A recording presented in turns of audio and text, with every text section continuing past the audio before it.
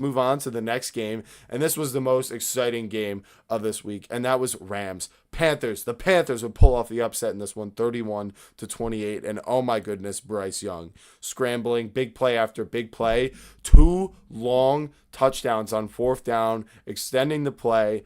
And on the second one, it was to take the lead late in the fourth quarter to Tetero and McMillan.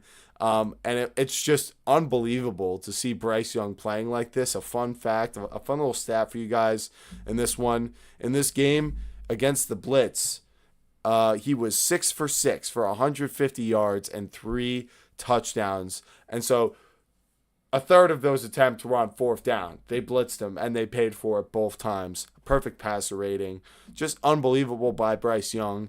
I think it's definitely disappointing that the Rams lost, but it's not, I would say, a game that I am, saying the world is, or the sky's falling over. To me, this was more about the arrival of Bryce Young than any, diminishing perspective on the Rams. What did you think, Joey? I'm not saying those two have to be independent, but what's your kind of biggest takeaway from this game?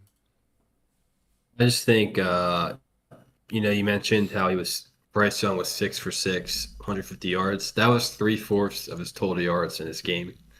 He was 15 of 20 for 206 yards. And It's then you're just like saying, him.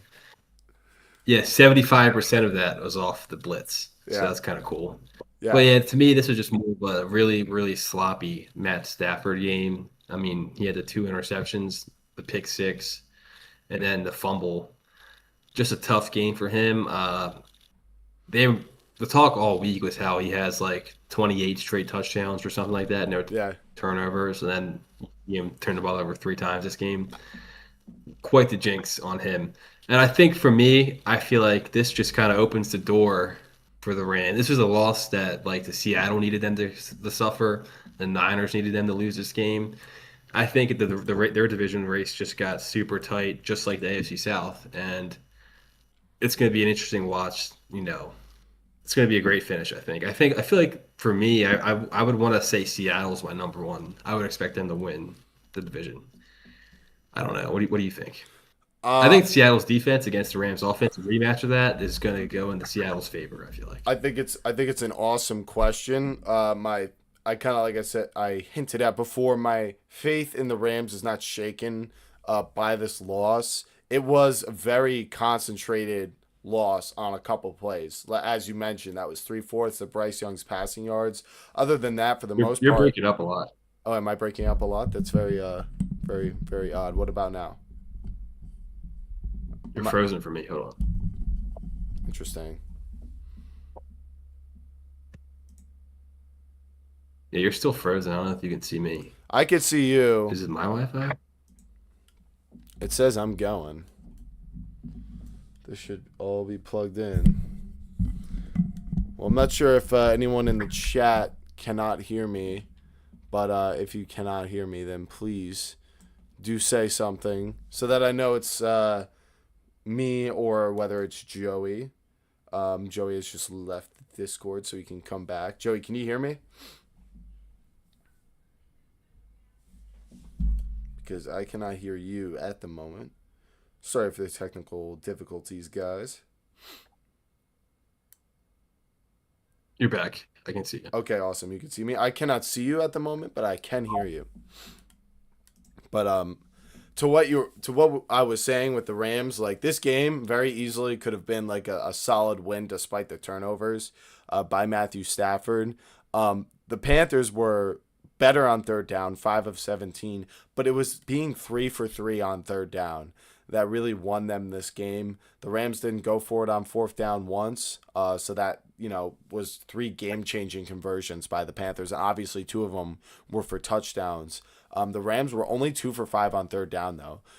They did have 12 first downs, so they got 10 other first downs on first and second down combined. All of them were, excuse me, one of them was from penalties, and then 9 of them were from rushing. So, or excuse me, 22 total first downs, 12 passing, 9 rushing. I couldn't read the chart there for a second, but it was, yeah, definitely the 2 early turnovers, especially since they were like in the red zone. At least the second one was. It was just like, you know, really good timing for this Panthers defense. And to be honest, that's was one of my biggest takeaways from this game was the way this Panthers defense was not able to exactly contain the Rams offense, but win in a different kind of way by forcing those turnovers in critical situations. That is another perfectly acceptable championship caliber of defense.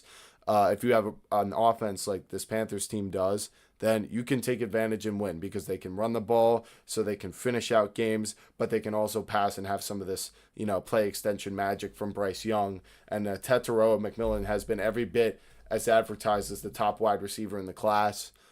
So it's a very exciting young team. I think they kind of caught the Rams with their pants down in this one. I don't think it would happen again in the playoffs, but I think the Panthers are looking very primed for the playoffs, and for the Rams, I still think they're gonna win the division. But what about you? Do you think the Panthers are a playoff team in the NFC wild card? There's a couple teams ahead of them. I think they have a real shot at the Bucks. I mean, early a game behind the Bucks, so I think they have a pretty good chance to make it. It's going to be competitive. I think I like the Panthers better, more than the Bucks for some reason. I feel like their line's dominant, their run game is dominant when they want to be, and then they have a better overall defense. I feel like for me, I just value the defenses over everything for me. Yeah, And then, like you said, the Ted McMillan thing, like he struggled the first half of this game, like he was held, like he had he had nothing, no catches or nothing anything, until but that fourth down catch yeah, was unbelievable. yeah. Yeah, but his presence though is what the Panthers needed because even though he's not doing anything, he's still making the other receivers around him better. Like Jalen Coker, he was able to take advantage of a lot of Mm-hmm. plays today. He has an effect on a game even when he's not getting the ball. Yeah, Coker had a fourth down conversion actually, or it may have been third down. Yeah, 3rd and 4 approaching the 2-minute warning. The Rams had used all their timeouts, and the Panthers choose to throw the ball with their quarterback. And that went to Jalen Coker. You best believe after they gave up that touchdown, the T-Mac, they were going to make sure they were all over him, and that opened things up for Jalen Coker to extend that drive and finish the game. So yeah, I think the presence of Tet has made a massive difference for them. It was just what they needed this year, and good for them for getting that. And yeah, I'm not sure I like them more than the Bucks, but I will say this: they have a fully healthy quarterback. They have a fully healthy quarterback who can win